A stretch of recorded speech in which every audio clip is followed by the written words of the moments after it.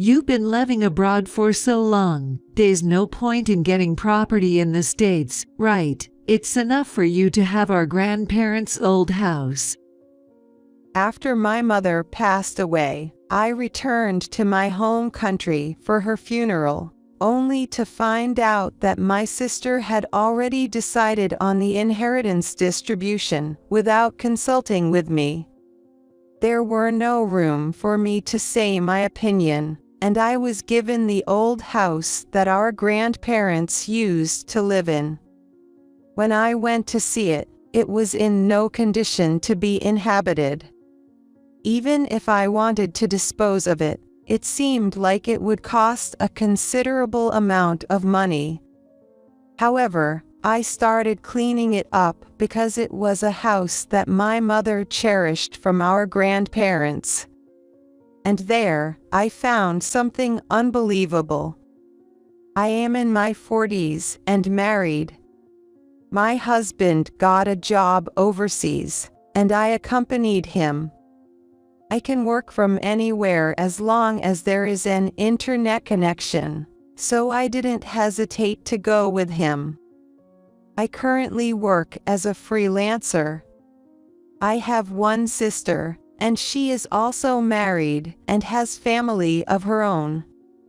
My sister's husband works in the countryside, so they enjoyed living in the suburbs, which was closer to his workplace. After both my sister and I got married, our parents were still in good health for a while, but a few years ago, our father passed away. My parents had a very good relationship, and my mother, who lost her husband, became depressed and felt sick. Ideally, my sister and I should have discussed what to do with our mother, but my sister took action on her own. My sister and I never got along from a young age, and we had never cooperated on anything. My sister left her husband behind in the countryside and returned to our family home alone. Effectively, my sister's husband lived away from home for work. My sister started living with my mother in the family home. It might be normal for me to offer financial support since I couldn't return home, but we had not talked to each other at all even for my father's funeral. I've heard nothing about my mother and sister living together. While the relationship between the sisters was not good, my sister and mother did not have any conflicts. As long as they were getting along fine, I refrained from contacting them. However, my mother's depression worsened, and she fell ill, eventually passing away. I rushed back to my home country to attend the funeral. I should have seen her again while she was still healthy. I cannot help regretting not returning to my home country and living with my mother. Even though it was only a short time since the funeral, my sister brought a lawyer and started talking about the inheritance. You're living overseas, so you don't need the inheritance, right? I took care of Mom until the end. You know what I mean, don't you? It seemed like my sister already knew the amount of property left by our mother. Seeing that she had a lawyer with her, I thought she wouldn't let me refute. But if I take everything, my public image gets worse, right? So I'll give you the old house where our grandparents used to live.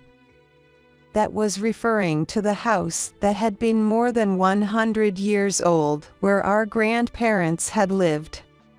I remembered my mother taking over the management of it after our grandparents passed away. However, I had never been directly informed about it by my mother.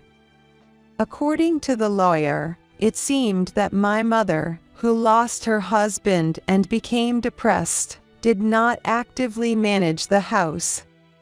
So the lawyer suggested that I could abandon it because I couldn't understand the situation. Maybe the lawyer is exaggerating to make me abandon it. Although I had suspicions like that, no matter how bad the condition was, if it was a house that my mother had managed as long as her health allowed, I decided to accept my sister's proposal and take over. This was the only inheritance I received. In contrast, my sister inherited the family home, land, and all of my mother's savings. The house I inherited was a typical American style, and it is a place where I used to come and play often during my childhood, running around in the natural surroundings and playing hide and seek. Even though I didn't get along with my sister, we used to visit there quite often, but she hated our grandparents' house. She detested the old-fashioned countryside surrounding with bugs. Furthermore, our grandparents' house was dimly lit even during the day, and it was packed with stuff, which made it spooky, so she didn't want to get close to it. For me, there are only good memories, but for my sister, it was a place she didn't want to get close. So I assumed she pushed it onto me. I thought so since the condition of the house was way too worse than I expected because quite some time had passed since my mother couldn't manage it anymore. First of all, the surrounding weeds were taller than me. These weeds blocked my view, and there were overgrown branches and roots that obstructed my path, making it difficult for me to even get inside. Without checking the condition of the house, I could easily estimate the extent of its deterioration. Still, I need to check thoroughly. Is it in a condition that can be preserved? Can it be repaired? Or is it so dilapidated that it would be a nuisance to the neighbors if not demolished? I initially thought I could handle it by my own hand, but I was completely helpless. I cannot imagine how much time and effort to take by myself. Anyway, I entrusted a contractor to remove the overgrown weeds and trees obstructing my way so that I could at least reach inside of the house. A few days later, I received a message saying that the removal of the designated areas was completed.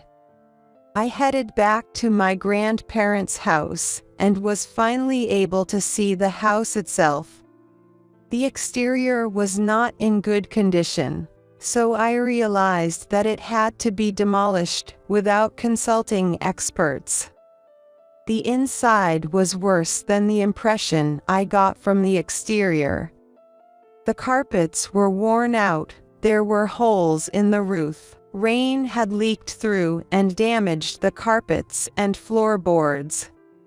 There were even places that creaked loudly under my weight, making it difficult to thoroughly inspect every room. At a glance, it seemed like the items inside the house had been organized compared to my childhood memories. I'm sure my mother gradually organized the items inside the house after inheriting it until she got sick. Still, there were many pieces of furniture and small items left behind. Although I thought it would be fine as it was, since I planned to demolish it, I decided to clean it up as much as possible. When I consulted a contractor, they said it would take several days at the earliest, or maybe more, even a few weeks. They said that the surrounding trees were obstructing the entry of heavy machinery, so we needed to start with that. So, during the weeks leading up to the demolition, I decided to visit my grandparents' house as much as possible on sunny days. One day, while cleaning around the kitchen, something interesting happened. It seemed like no one had touched the items around the kitchen, as many cooking utensils and dishes remained as they were.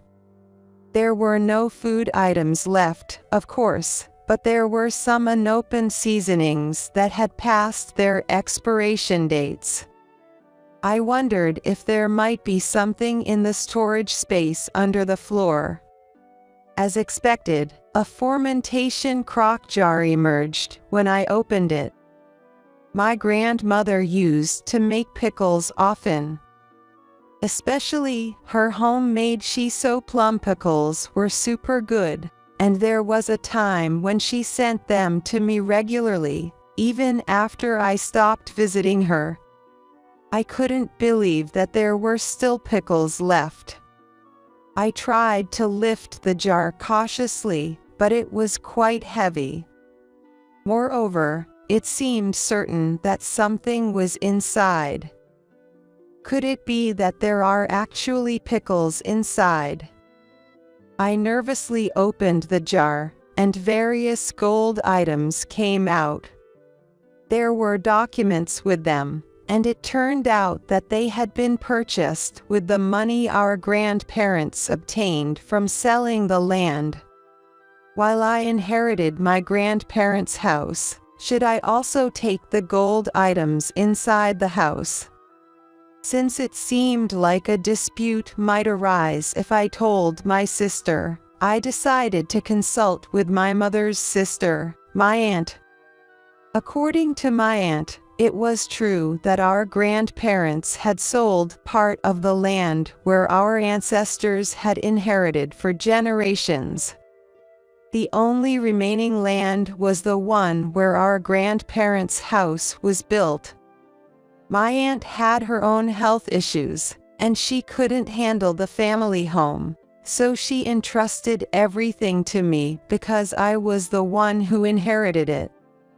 Regarding the gold items, she said she would give them to me as a fee for the trouble and inconvenience, which might happen by leaving everything entirely to me. In fact, it would cost several $10,000 to demolish the old house. Since saying I'll pay for it from the money I earn by selling the land wouldn't work, I decided to accept my aunt's proposal. Now, since the price of gold is soaring, so there will be some money left even after allocating funds for the demolition costs, removal of surrounding weeds, and disposal of unwanted items inside. As expected, when I exchanged it for cash, they bought it for an amount higher than I had anticipated. I used the funds for the house demolition expenses, clearing the surrounding weeds, and disposing of the unwanted items inside. On the day of the demolition, I decided to see through it until the end. For me, it held childhood memories of my grandparents, but for my aunt, it was the house where she was born and raised. While standing beside me, my aunt softly said, "I'm sorry for letting it deteriorate like this." "Not at all. I'm sure Grandpa, Grandma, and Mom would be thankful that you were here till the end," I told her.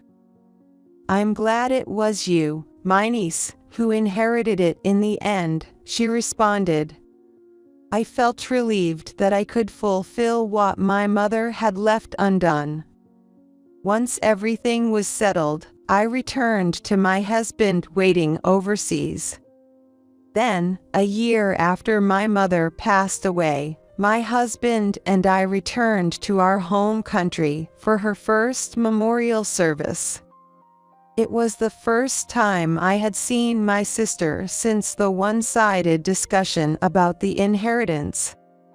After finishing the event, my sister asked me, "What happened to the shabby house?" I explained to her that I had it demolished and turned into an empty lot because I thought I didn't need to hide the truth from her. The land where my grandparents' house had stood turned out to be quite spacious once it was cleared, and we found a buyer promptly. However, my sister's expression changed. She said, "I haven't heard of it."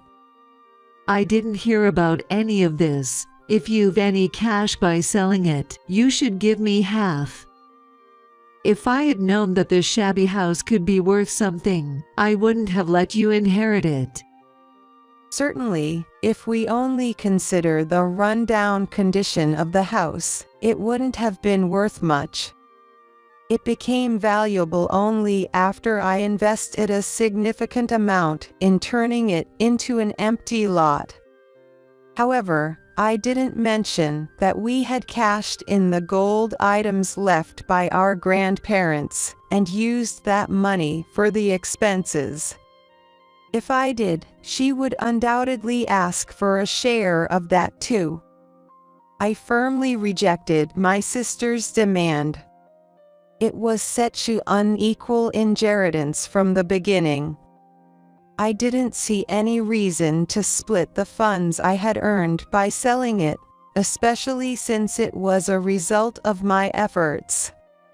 If she insisted on splitting it in half, I suggested that she should first hand over half of the inheritance she had received to me. But my sister seemed to despise my opinion and began to blame me, saying, "You are such a greedy miser. You acted selfishly by demolishing and selling the property without any permission." She insisted I earned the cash unfairly. My aunt defended me, saying that she had requested to stay at the family home until the end. Being in a clear position on my side, my aunt strongly countered my sister. My sister, enraged by this, exclaimed, "Outsiders should step back, don't interfere in the sisters' conversation," and forcefully pushed her. My aunt stumbled and fell. I told my sister, "How could you do that?" But she shifted the blame onto me, saying that I had acted recklessly.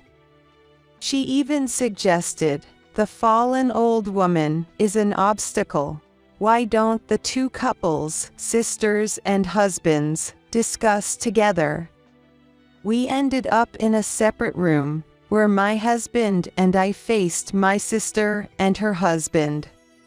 Initially, my husband explained how I had dedicated myself to managing our family affairs after my mother passed away.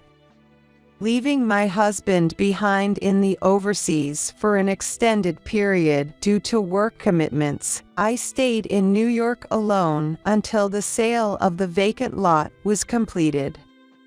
Fortunately, we found a buyer sooner than expected, but if not, I would have had to return home more frequently. While my job allows me to work from anywhere as long as I have an internet connection and a computer, it's not as easy as having things go my way all the time.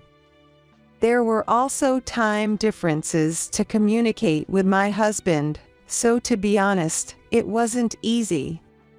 My husband also told my sister about the considerable initial investment I had made in preparing the vacant lot. He didn't disclose the source of the funds, but made it clear that if she insisted on splitting everything in half, we should also divide the incurred expenses equally. Furthermore, he argued that the discussion should have started from that point, and that we had no intention of handing over half of the proceeds from the sale of the land. My sister had already received an inheritance greater than the selling price of my land. I asked her, "What more do you want?" Our mother's inheritance hadn't been divided equally. It might be difficult to divide the land equally, but couldn't she at least have split our mother's savings equally? I also revealed my true feelings, admitting that I would have been willing to discuss things further if she had expressed dissatisfaction with the amount after splitting. In response, my sister's husband asked, "By the way, how much did my wife inherit?" My husband and I were so surprised that we asked, "Oh." My sister apparently hadn't informed her husband of the amount she had inherited. When my sister's husband found out the amount, he was shocked and asked her, "What on earth did you spend that enormous sum on?" It seemed that he knew nothing about the money, and the money had already been spent. I couldn't believe that such a large sum could disappear in just a year or so. Of course, if she had used it to purchase a house, I could understand to some extent, but after our mother's death, my sister had returned to her husband's place, where he lived for work. If she had made a major purchase like a house, her husband would have already questioned her to find out the source of the funds. At first, my sister was trying to make the conversation muddy, change the topic, and deceive, but she confessed that she spent the money to repay her debt because she seemed to be felt fear when her husband, who usually looks gentle, pressing Gare for answer with banding a table. Furthermore, since she still had an outstanding debt to repay, it appeared she desperately wanted the proceeds from the sale of the land that I had obtained. How much is the outstanding debt that couldn't be repaid with that inheritance amount?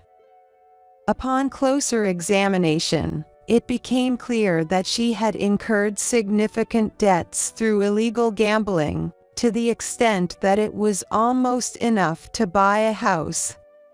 The illegal interest was added to the unpaid debts day by day, making it impossible to handle. She begged for help.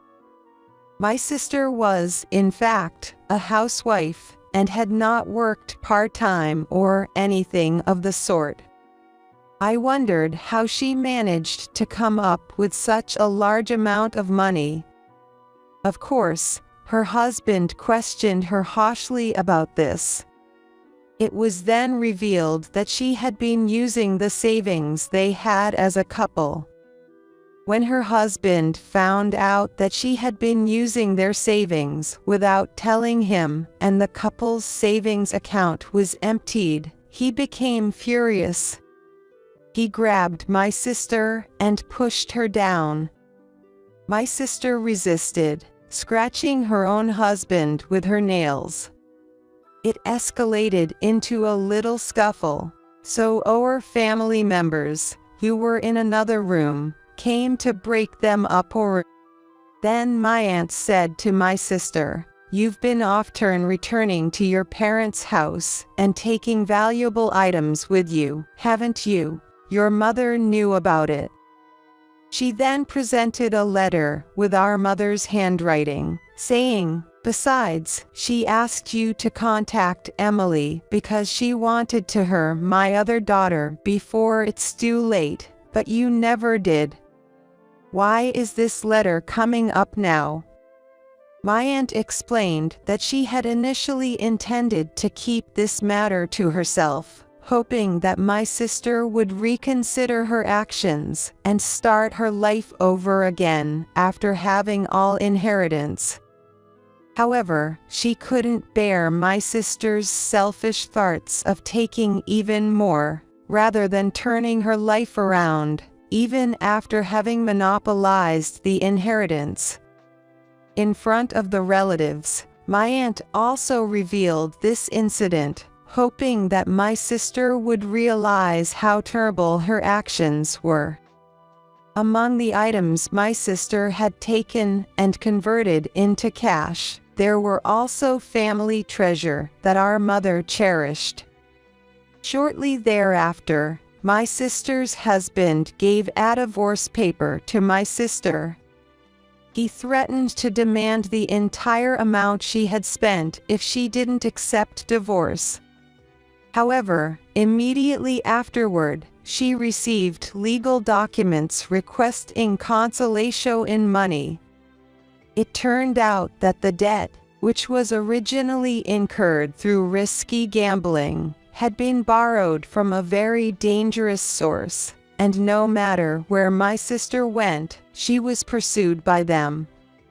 My sister, who had never really worked, started a part-time job, but it seemed she couldn't repay the debt through such work, and she was being threatened to take on a risky and profitable job. However, if she did it, she would end up with a criminal record.